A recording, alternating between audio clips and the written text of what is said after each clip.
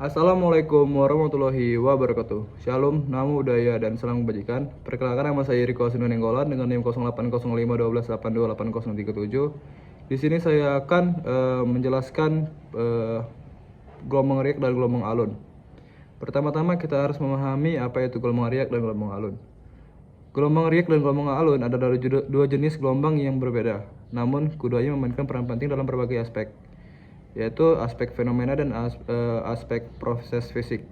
Dalam presentasi ini, kita akan mempelajari lebih lanjut tentang karakteristik kedua gelombang tersebut, penyebab dan aplikasi dari kedua jenis gelombang ini. Selanjutnya, definisi gelombang riak. Penjelasan dasarnya yaitu gelombang riak adalah gelombang kecil yang terbentuk di permukaan air akibat interaksi antara air dan angin. Berbeda dengan gelombang air laut yang besar, gelombang riak memiliki amplitudo atau tinggi yang relatif rendah, biasanya tidak lebih dari beberapa sentimeter. Namun gelombang riak ini sangat sering kita jumpai di permukaan air, baik di laut, di danau maupun di sungai. Skala ukuran dari gelombang riak. Secara umum, gelombang riak memiliki panjang gelombang atau jarak antar puncak gelombang kurang dari 30 cm. Selain itu, periode atau waktu yang diperlukan antara dua puncak gelombang riak juga relatif pendek, biasanya tidak lebih dari 1 detik. Karakteristik ini membedakan gelombang riak dari gelombang air laut yang lebih besar, dengan panjang gelombang dan periode yang lebih jauh dan panjang. Peran angin. Gelombang riak terbentuk akibat interaksi antara angin dan angin. Angin yang berhembus di atas permukaan air akan menyebabkan gaya gesek yang memicu terbentuk gelombang kecil atau riak di permukaan air. Semakin kencang kecepatan angin, maka semakin besar pula amplitudo dan jumlah gelombang riak yang terbentuk. Oke, selanjutnya kita membahas tentang pembentukan gelombang riak. Gelombang riak terbentuk akibat adanya gangguan pada permukaan air yang relatif tenang. Gangguan tersebut dapat berupa angin, lalu lintas kapal atau lompatan ikan. Ketika gangguan terjadi, air akan bergerak naik dan turun secara periodik membentuk puncak lembah gelombang riak. Gelombang riak menyebar secara radial dari pusat gangguan. Semakin jauh dari pusat, maka amplitudo gelombang akan semakin mengecil, namun frekuensinya semakin tinggi. Bentuk geometris gelombang riak juga tidak beraturan, tergantung pada pola aliran yang ada di sekitarnya. Berbeda dengan gelombang laut yang dipengaruhi oleh angin dan kedalaman laut, gelombang riak hanya terbatas pada permukaan air yang relatif dangkal. Ketinggian maksimal gelombang riak biasanya hanya beberapa sentimeter saja. Namun meskipun demikian, gelombang riak memiliki peran penting dalam menjaga keseimbangan ekosistem air. Oke, selanjutnya kita membahas tentang karakteristik gelombang riak. Gelombang riak memiliki beberapa karakteristik. Untuk yang membedakannya dari jenis gelombang-gelombang lainnya, yaitu pertama, gelombang riak memiliki amplitudo yang relatif lebih rendah, biasanya hanya beberapa senti, namun dapat berambat dengan cepat di permukaan air. Kedua, gelombang riak bersifat transferal, artinya arah getaran partikel air tegak lurus terhadap arah hambat gelombang. Selain itu, gelombang riak juga memiliki gelombang yang relatif pendek, biasanya berkisar antara 1 sampai 10 meter.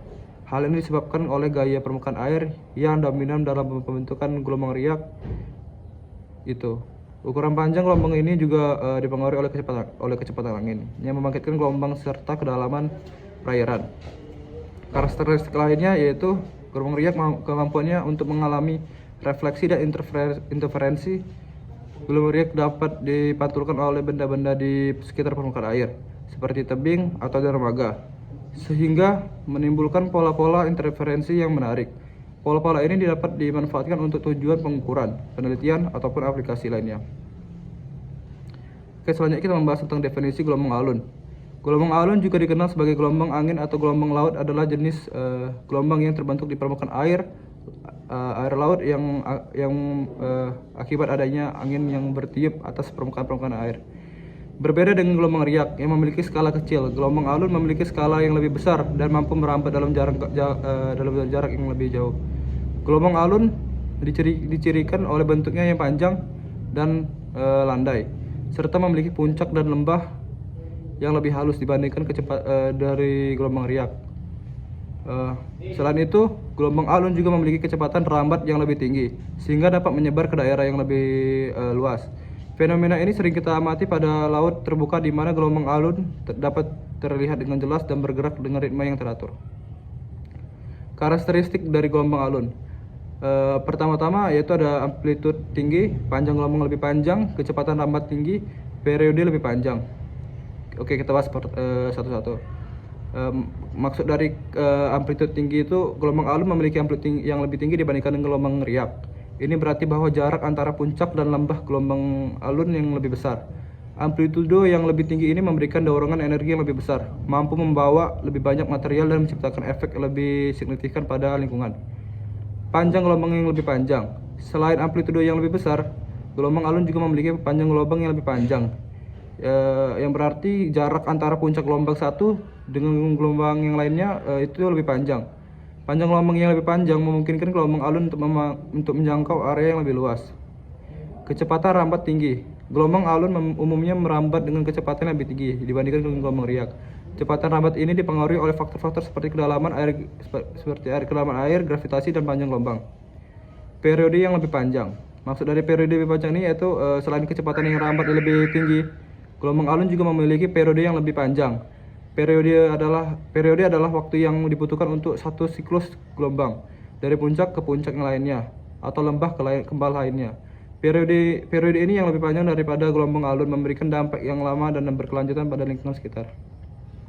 Pembentukan gelombang alun. Pembentukan gelombang alun bisa terjadi antara interaksi angin dan air. Gelombang alun terbentuk melalui interaksi antara angin dan permukaan air. Ketika angin bertiup di atas permukaan air, energi kinetik angin ditransfer ke air yang menyebabkan gangguan pada permukaan air. Gangguan ini berupa pola naik turunnya yang membentuk puncak dan lembah yang kemudian meluas menjadi gelombang alun.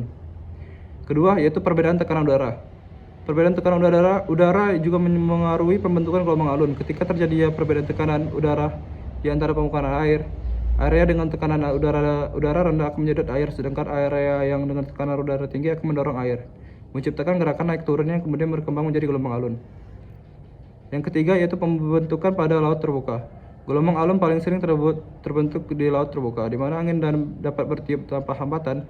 Di laut terbuka, energi angin dapat dengan mudah ditransfer ke permukaan air, menghasilkan gelombang alun yang dapat merambat sejauh ribuan kilometer. Semakin kuat angin, maka semakin besar juga pola gelombang yang alun terbentuk. Perbedaan gelombang riak dan gelombang alun, yaitu pertama dengan amplitudenya. Gelombang riak memiliki amplitude yang lebih kecil dibandingkan dengan gelombang alun. Panjang gelombang. Gelombang riak biasanya memiliki panjang gelombang yang lebih pendek daripada gelombang alun. Kecepatan perambatan. Kecepatan perambatan gelombang riak umumnya lebih lambat daripada kecepatan gelombang alun. Oke, sekian dari presentasi gelombang riak dan gelombang alun dari saya. Jika ada kesalahan kata, saya ucapkan terima kasih.